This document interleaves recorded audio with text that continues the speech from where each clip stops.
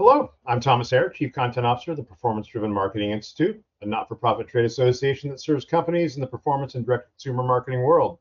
Welcome to the latest episode of Take 20, created by the PDMI's Brand Response Council. These 20-ish minute live conversations featuring leaders in the performance marketing world, speaking about the hottest topics in the industry, are scheduled twice a month. Before we get to today's conversation, a quick housekeeping note. We'll be addressing any questions from the audience at the end of today's session, but you don't have to wait to ask them.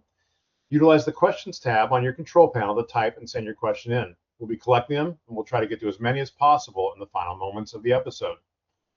So the expansion of retail media networks has played a huge role in the early stages of the ongoing back-to-school marketing season. And the two leaders, Division D's Joey Delicio and the Trade Desk Elliott Nix, joining Brand Response Council Chair and Take 20 host Chris Foster of PCM Integrations, these two leaders are tapped into this growing outlet. With purchase behavior compressed into a short window, the audience journey starts well before the final transaction. Retail media is helping advertisers reach those shoppers at all points of their journey more effectively. Looking forward to a tremendous conversation. Welcome, everybody. Chris, take it away. Thank you so much, Thomas, and welcome in Elliott and Joey. So, gang, it's that time of year again, right after the World Cup and right into back to school. And this is the time that retailers dream about. Right, students from K to 12 are ready to get the new gear, new backpacks, new lunch boxes, and those college-bound young adults are preparing to tap into credit cards and savings accounts so that they can be ready and go to their dorms or their apartments or the next stages in them. So this is the back-to-school time, and it's the retail season of plenty. So the question is, what kind of season is 2026 going to bring? So I'm going to start with some data. So Deloitte estimates that overall spending actually is going to decrease by about 6% to about $577 per student. But that spending is going to be a lot more intentional and a lot more selective. So we're going to get the landscape overview with about 4 big macro data points. One, it's tops, not tech. What do I mean? Well, most of the spend is going to lean towards clothing, not technology. Deloitte found that parents are going to be spending more on clothing accessories, up at about 22%, and less on technology, down about 16%.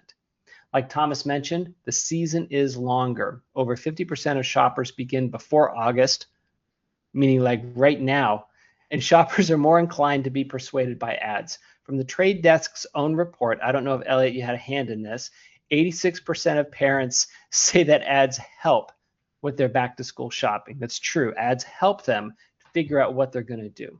Especially relevant ads. The relevant ads, especially the relevant ads. That's right. Big macro point number 3, AI and digital resources are at play. So PricewaterhouseCoopers reports that 73% of parents plan to use AI some part of their back-to-school shopping journey, right? That's brand new. And they're going to do this for research, product comparison, budgeting, maybe finding deals. PwC also found that about almost 2/3, 61% of parents will allow their children to add items directly into online shopping carts, meaning the parents are doing the shopping with the kids and the kids are doing the shopping with the parents. And then lastly, this is, I think, really key. Number 4, when parents and their kids leverage these digital resources, the average spend goes up. Deloitte found this really interesting correlation between leveraging digital tools and spending. So if they didn't use any digital tools at all and they just went to Walmart and just looked around, average planned spending maybe $381. They did search engine, average planned spending was $494. See where I'm going with this, right? Search and social media, the average spending was $539. When they did search and social and generative AI, the average planned spending jumped to $337. That's almost 2x when you leverage all those digital tools versus no digital tools, right? In terms of the average spend. That doesn't mean that digital ads cost more spend, but it does imply digitally engaged shoppers are those highest spending shoppers. So super excited to talk about this, right? What does this mean for brand agencies and publishers? We're going to get the view from the digital experts, especially tapped in to this digital engagement. All right, so we're going to first do some intros. My name is Chris Foster. I am the Chief Evangelist of PCM Integrations and Postcard Mania. We are the #1 direct marketing platform for SMBs and the #1 direct mail platform for sales organizations and agencies. And Elliott, let's hand it over to you. Tell us about you and what you do. Sure. Elliott Mix, happy to be here. Proud to be here. I lead the Retail East sales team for the trade desk based out of New York. What that means is we, the world's largest independent demand side platform, is we connect our advertisers and retailers, both brand and agency, with consumers effectively across the open internet. When I say the open internet, I mean digital experiences outside of the walled gardens. So anything from connected television, digital audio, premium news and lifestyle publishers. What we focus on is really combining the power of AI and decisioning with our unique identifier, or UID2, to connect brands to the audiences. And that'll be a theme about what we talk about today. And a lot of my work has to do and is focused right now on back to school, which is an $85 billion retail season. And we focus a lot, Chris, on what you just said, is how do we think about audience first approaches with business outcomes? Because when we do, especially digitally, it's about 11x better than not having those signals at all. So that's what we focus on a lot. Fantastic. Joey, tell us about your role in Division D. Yeah, thanks, Chris. Happy to be here as well. I'm Joey Delicio, Manager of Platform Partnerships at Division D. I help oversee the evaluation, development, management of our strategic relationships, one of which is the trade desk across the media and technology ecosystem. So we work close with platforms, data providers, measurement partners, and of course, retail media networks to understand where solutions fit and how to create better outcomes for our clients. So today, a big part of my role is translating what's happening across the very fragmented marketplace into practicality for internal teams and advertisers. So very excited to talk about the evolution of retail media and what it means for back to school planning. Wonderful. Let's jump in. Joey, we're going to start with you. So Division D leverages all the marketing channels, right, including the influencer channel. We had one of your teammates on a previous episode to help your clients penetrate that awareness, interest, purchase wall, right, to get through and connect directly from that brand to that customer. So I'm assuming that you and the team have been preparing and the back to school approach for months. When did you start preparing yourself, your team, and your clients for back to school? Yeah, we definitely have. And, I actually smiled when I read this question because I'm not sure back to school planning has an official start date anymore. And that's one of the biggest changes we've seen, not just in retail media, but consumer behavior overall. When I was growing up, still feel like I am growing up, but back to school felt like a weekend. You go buy some notebooks, maybe a backpack, you clothes, and the summer was over. And today it feels more like a season of decisions. So not just shopping decisions, but I think families are thinking about budgets and students are thinking about who they want to see when they walk to school on the first day. College students may be thinking about apartments, and then retailers are planning inventory. So everyone enters the journey from a different place. And so when does it begin? I think it's the moment someone starts imagining what the next school year is going to look like. One thing I've learned working across so many different platforms is that consumers don't think in channels the way that marketers do. And so nobody wakes up and says, today I'm going to start my shopping journey on connected TV, and then move to social, and then search, and then finally make my way to retail media. They're just living their lives. And so maybe a friend recommends them a backpack, and a creator on social reviews a laptop, and then they see an ad during a baseball game. They continue to compare a few options online. Maybe they finally make their way to ChatGPT to help narrow the field. It's just one continuous decision. And so we tend to divide it into channels because that's how we buy media. One of the biggest shifts in our industry, I think, is realizing we have to plan around the customer's experience, not our media plan. And so to kind of circle back to your actual question, we've been planning for months, and not because the calendar tells us to, but because consumers don't wake up one morning and decide it's back to school season. They're gathering ideas over time. And so, yeah, that's why it's not really a season anymore. It's more just like a decision season, and that's kind of year round. I love that. I love that idea of decision making year round. A question for you, Joey. Are you thinking that with all the media available and the research that a consumer can do you think that back to school shopping is becoming a more considered purchase versus impulse? Yeah, I do. I do think there's a large consideration stage. Obviously, you're not buying a vehicle, and it's not like a 3 to 6 month journey. But I think that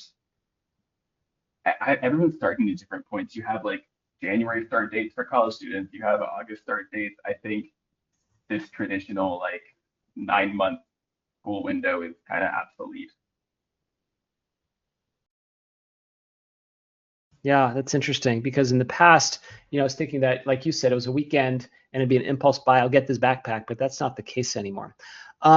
So Elliott, Division D talked about those different channels, and I love what you said, Joey, that consumers don't think of channels the way marketing do. They just live their life.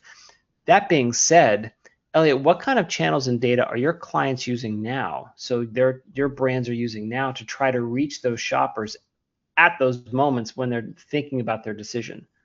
Yeah, and I was sort of laughing when Joey was talking because I couldn't agree more. I think we even stopped trying to track or pinpoint sort of the start of the shopping journey. We just track month on month. So we're up about 41% month on month for the open internet, just in terms of people searching and researching for deals for clothing, as you mentioned, Chris, and other back to school items. And we care less about sort of when did it start, more of just what is the trend and how are consumers shifting their behavior, because with our most leaned in advertisers and clients, we're seeing them think, to your point, less about individual channels and more about audiences. So when we think about sort of that user journey, people will look at a backpack while streaming their favorite show. They'll ask an AI assistant which has the best weight distribution and reviews. That next morning, they'll compare prices during lunch and then finally buy it over the weekend. So that's sort of one typical journey for back to school that we see, but it's all connected. And there are a ton of digital touch points along the way.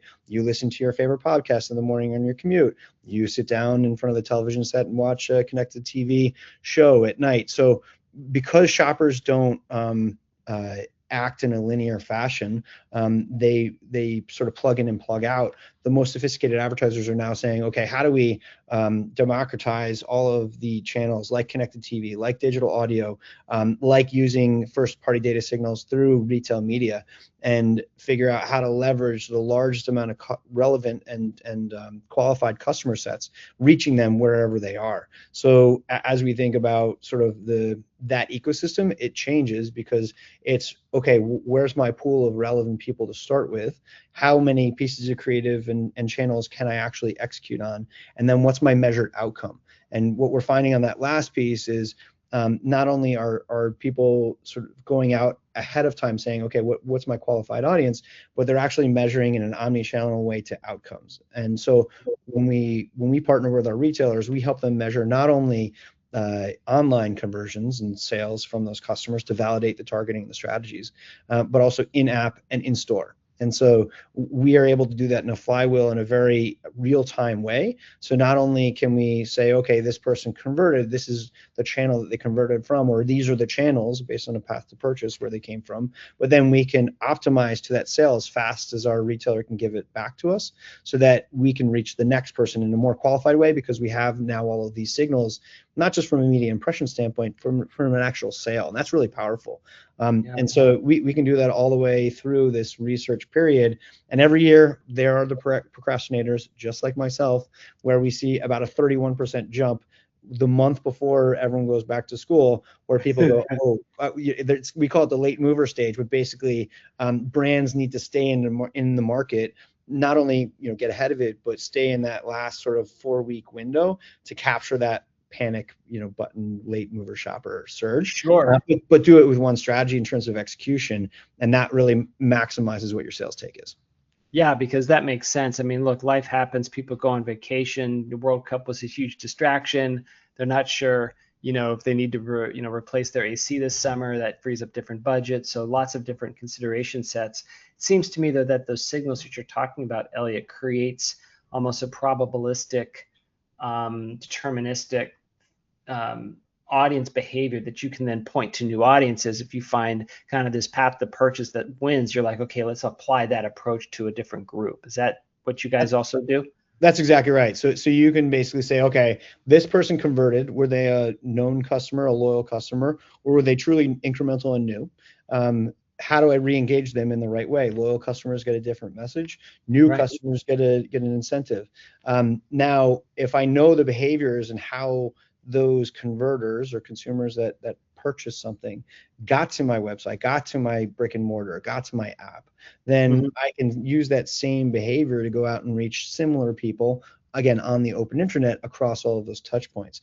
So the data works not just for people that have converted, but going out and finding maybe more qualified incremental or new customers on top of what you know.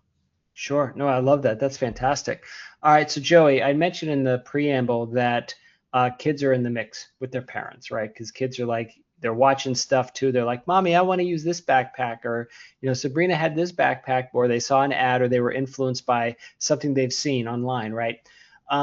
So from an advertising agency perspective, as you start talking with brands, do you have to change their approach if you know that they're marketing to kids and parents? Yeah, absolutely. I think first of all, one of the favorite things about this question for me was that it immediately made me think back to when I was like 12 or 13. And I don't know about anyone else, but I was absolutely convinced I was the one making the decisions, like which backpack I wanted, which shoes I wanted, which brands I thought were cool. And it's funny because my parents probably thought they were making those decisions too. And the reality is we both were. So that comes up a lot in brand conversations. And Elliott and Chris, when you talk about the qualified customer, I think children are needed equally weighted to the parents, and I don't think that's currently what's happening at all. So I think purchasing has become a lot more collaborative than it used to be. Students bring inspiration, parents bring experience, and one thing I've learned working across the platforms is that each one captures a different moment in that conversation. So social media might introduce a product for the first time to the student, and then connected TV brings familiarity when families are watching it together. And then retail media reaches somebody when they're actively comparing the products and they're in the cart and ready to purchase it. And I think that none of those channels will win on its own, especially when if we are going to equally weight children and parents as customers. And so I don't think marketers are in the business of convincing people as much as we used to be. I think we're in the business of removing uncertainty. And so when we're working with clients, every message, every review, every recommendation, we need to leave someone thinking, oh, I feel better about this decision than I did 5 minutes ago. And it's a very different mindset than simply trying to persuade somebody to buy. So if kids are influencing more purchases, I don't think the answer is to suddenly market only to students. I think the opportunity is probably recognizing that you're entering a conversation that's already happening. It's an ongoing conversation inside the household, where a student cares about style, and Elliott, like you said, the parent cares about like durability and price, and then the retailer wants convenience. So your job really isn't to pick one audience over the other, really to help everybody involved feel confident that they made the right decision. I think the brands understand that they are participating in that moment and not interrupting it. And so that's really the biggest shift I've seen in conversations we're having with the brands. I love that. I think that I'm just making that note. I love what you said, Joey, where you talk about brands having participation versus interruption. And, with all the channels that someone goes through, and Elliott, I thought you did a really nice storyline of a human, picking up, listening to something on the podcast on his run or the commute in the morning and seeing an ad on Instagram and going online and seeing a spot or reading something, and then, that night seeing something and kind of moving through. It's not like the ads are interrupting your flow of life. They're a part of your flow of life, right? And the brands participate in all of this discussion. And, you almost kind of want to be there in the house with them and on the kitchen table looking over the shoulder of the mom and the 12-year-old as they're looking at backpacks together, right? Because that's actually what's happening in the house. So Elliott, back to you. The Trade Desk is leading heavily into live sports. You make no bones about it. It's on your website. It's a big deal. We know back to school also means NFL, college sports, all that stuff. I mean, we had a World Cup, which was phenomenal and a global phenomenon. And the hydration breaks, I'm sure, were coveted by those advertisers. It was a great reason to have a hydration break, right? So talk to me now, moving into the fall. What's that live sports calculation for you and your clients? How are you leaning into that? Yeah, Viva España. I was rooting for them, so it was a glad day in my house. It was an incredible World Cup, an incredible moment of soccer that you're talking about. But just pulling out, I think the live sports are the anchor of a connected TV strategy, not a standalone buy. And they're really powerful. And I think we're 2 weeks away from the NFL season, preseason starting. So we're about to go into a football season that kicks off right around back to school shopping as well.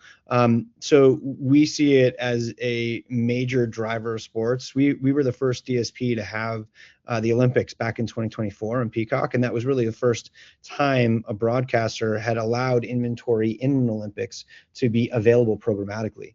And that was a really powerful signal for us, and we had to make good on it in terms of connecting the advertisers to the inventory via the programmatic pipes. But what it did prove was that live sports works and is incredibly effective at placing not only the brand in a premium environment, but reaching hard to reach audiences in mass and moving them down the funnel from a conversion standpoint. So we see live sports very much as a strong partnership across all the media companies and platforms that is only growing and getting more accessible as we prove that advertisers can have a presence, can do their sponsorships with the live sports properties that they're used to, but do it programmatically so that they can make their buys more effective and targeted when they're running in those environments. And that's really exciting. That's where then you can say, okay, we'll use the launch of a preseason game on Saturday to drive people in store on Sunday, and then layer on other channels like digital audio, display out of home, those types of things to enhance the live sports broadcast and purchasing that advertisers are doing. And that tends to give this sort of cumulative effect on again, bringing people down the funnel and driving sales. No, that makes a lot of sense to me, especially in World Cup. And I even remember, I think it was during the Olympics, Walmart in particular was all over connected TV. They were everywhere with their Who Knew, ads. You couldn't not see them, and that was such an interesting way for them to say, great, here's the thing, like you said, A, order online, B, go to the store, right? It's this really interesting dynamic. We are already into 11:25, so what I'd like to do is just to very quickly ask you both the same question, but we're gonna rapid through this. We'll start with Joey, you, but the question's for both of you. What are you doing differently for back to school 2026, BTS 2026 is a thing, this year than you did last year? What's the difference? Yeah, great question. I'll try to keep it brief. If you'd asked me this 5 years ago, I probably would have started talking about new channels or new platforms or where consumers were spending more of their time. Today, I'm answering it pretty differently. I don't think we have an information problem anymore. We've always had reviews and creators and recommendations, and now you have AI that can summarize hundreds of those opinions in just a few seconds. And you'd think that would make shopping easier. And I think it's making it a little bit more overwhelming. So I don't think brands need to fight harder for attention. And that's kind of what we're working with our clients on. I think they need to work harder to earn confidence. And so the best marketing today isn't necessarily the loudest. And I think Elliott was alluding to that with some of the brands who need to just stick around a little bit longer for those people who are lagging around or maybe just haven't made their purchases all the way. Sometimes it's just consistent messaging across multiple channels. I'm really tying it back to kind of a similar answer to my last one. It really is reducing uncertainty. And I think that's how we're approaching back to school differently this year. So instead of asking, how do we get that one more impression, we're like, well, what does someone need to feel confident about taking the next step? And that's where retail media has become incredibly powerful, not because it's another advertising channel, but it's one of the few places where brands can be present when people are actively evaluating options and not just consuming content. And so I think that context really changes things, because at that point, again, your job's not to interrupt somebody, it's to help them decide. And the brands that win back to school or BTS 2026 season won't necessarily be the ones that get the most attention. They'll be the ones that just help people feel the best about choosing. I like that. Earn confidence, not just attention. All right, so Elliott, what are you doing differently? This year, we've seen more retailers, but just customers in general, using first-party data, not for the sake of using recent purchase data for the sake of it, but for the goal of having a better measured outcome. So the sophistication level of advertisers this year is much different than last year in terms of not only inputting the signal of who the qualified audience is, but being able to measure the output in that omni-channel way. And that's something that's vastly different, and something that we've worked with our partners really hard on in terms of setting up that omni measurement. Because I think, and we're 2 weeks away from the 31% spike that I was telling you about in terms of the last minute surge. And if you have a first party data strategy and the measurement outcome, it's really urgency plus specificity that's going to capture that last minute shopper. So that's really what I'm seeing as a year in year difference, is having a better strategy for first party data and being able to measure it in a smarter way now, versus where we even just were a year ago. And then you can layer on everything Joey said about using AI tools to just be more effective at drawing insights to tweak the dials. I love it. All right, so let's talk a little bit about AI. I mentioned it that shoppers are using it now. It's not just for businesses to increase the productivity of their workflow. Mom and dad are using it to suss out all the options. So very quickly, one sentence, what do you make of that change of consumers using AI to help them with their purchases? Joey, we'll start with you. Oh man, one sentence. Okay. I just think it changes the order of the conversation. I don't think it replaces retailers or creators or search engines. So this is going to be a run-on sentence, Chris. I'm sorry.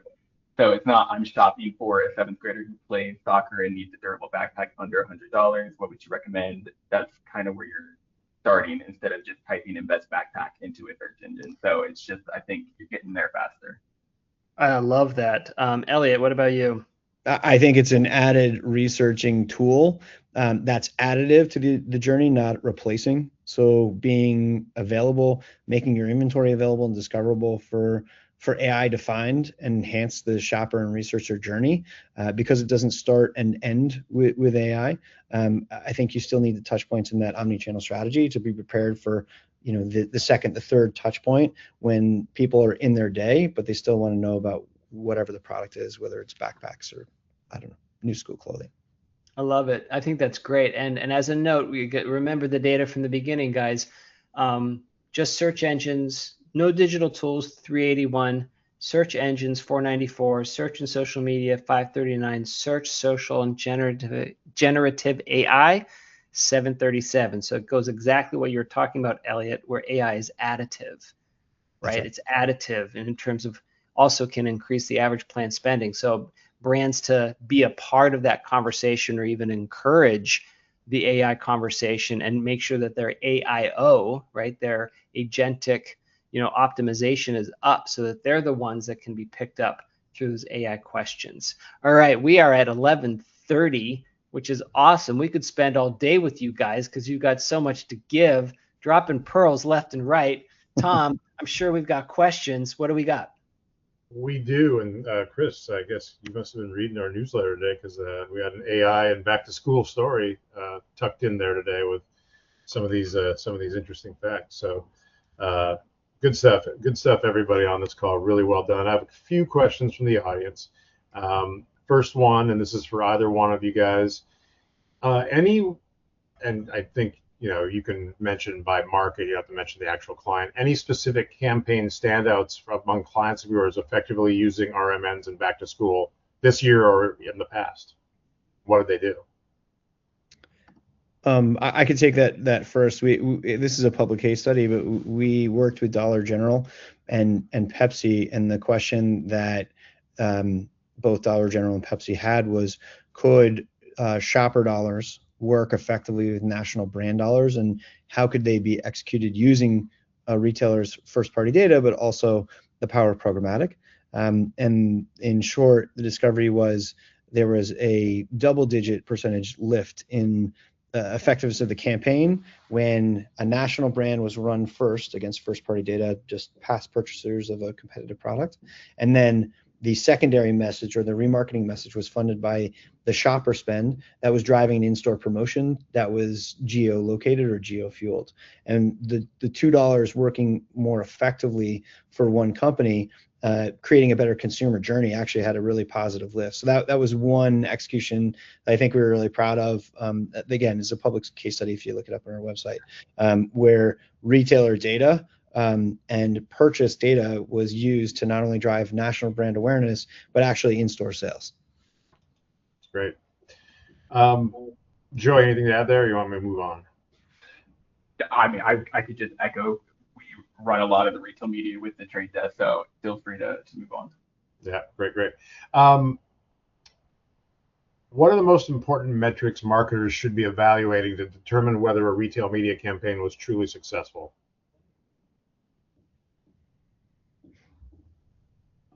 Joy, I don't know if you want to take that one. I have a couple ideas.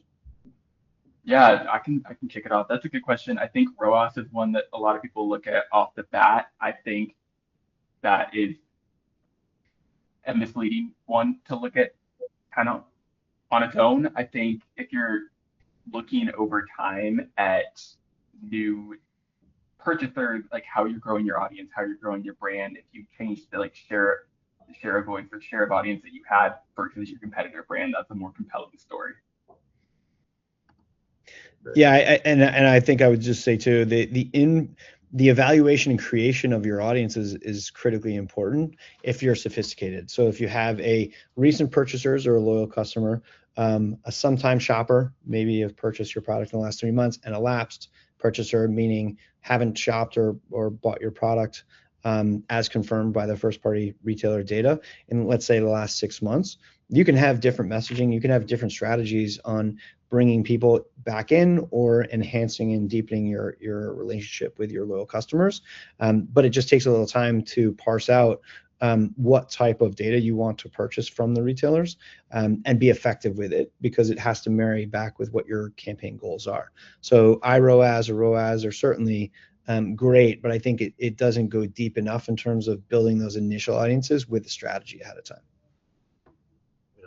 It's interesting. I was having a conversation earlier today with a marketer, a brand, and she's trying to convince her media agency that ROI and ROAS is not the be-all, end-all for her. Obviously, she's like, this is very important, but she has a considered purchase. It's like a pretty high-ticket item, but she needs to know all these other signposts along the way, so she really knows where she's heading. So interesting. Last one that I've got here. And this is kind of a crystal ball question, I guess. Any innovations you see over the next 12 months that you think may change how retail media networks are used, whether in back-to-school campaigns or other campaigns as well? Anything you see coming down the pike? I think maybe twofold. One, I think the sophistication of creative optimization and creative support tools is a constant challenge and something that the retail media or the commerce networks want to solve for. So I think you're going to see innovation in support of that on behalf of advertisers and customers. And two, I think measurement will continue to evolve, and depth of measurement from the retailers to differentiate their data. There are 236 retail media networks, I believe, in the United States right now. That is a lot of data and fragmentation for advertisers and customers to sort through. So differentiation of data, not just in the quality at the seed level, but measured outcome level, is going to be really important. And how do you differentiate retailer X versus retailer Y, and what you're willing to pay for and which provides the better outcome? I think that measurement and comparison is going to jump light years in the next 9 months, so that advertisers are even more empowered to measure output and make a decision on which piece of data is going to be the most valuable for the outcome that they want. Yeah, and I would add to that, I think innovation in the agentic space, we'd be crazy not to add into the crystal ball prediction. Just we started running ChatGPT ads, and we're seeing the most success with CPG and e-commerce products, where people are kind of just looking, they're at that purchase point and they're asking ChatGPT or Claude or whoever, like, hey, like, which is the better product, and then you can link out and buy it. So I think we'll see retail media networks starting to partner more closely with the LLMs. Makes sense. Well, guys, thank you. Elliott, Joey, Chris, in the order I see you. Well done. For those of you who watched today, you can alert your coworkers that this will be available on our YouTube channel on Friday and have them take a listen. Really valuable stuff. So thank you all again. Our next Take 20 episode is set for next Wednesday, July 29th, when Chris will host a conversation about the latest in shoppable TV. Please visit thepdmi.com/take-20 to register for the webinar and check out the upcoming schedule. And registration is open for PDMI West, October 19th through 21st at Intercontinental San Diego. Our successful PDMI East in April created a big buzz for our fall event, and the badges are definitely flowing right now. If you want to mix incredible networking with tremendous educational content, the price is right. Online pre-sale badges are just $495 for PDMI members, $695 for non-members. It's a $100 discount from on-site prices. And badge holders get a first crack at our deeply discounted guest rooms at the host hotel. So don't miss out. Visit thepdmi.com/pdmi-west to register now. Thanks again to everybody for checking out this episode of the Take 20. Be well. We'll see you soon. Bye-bye. Yeah, bye-bye.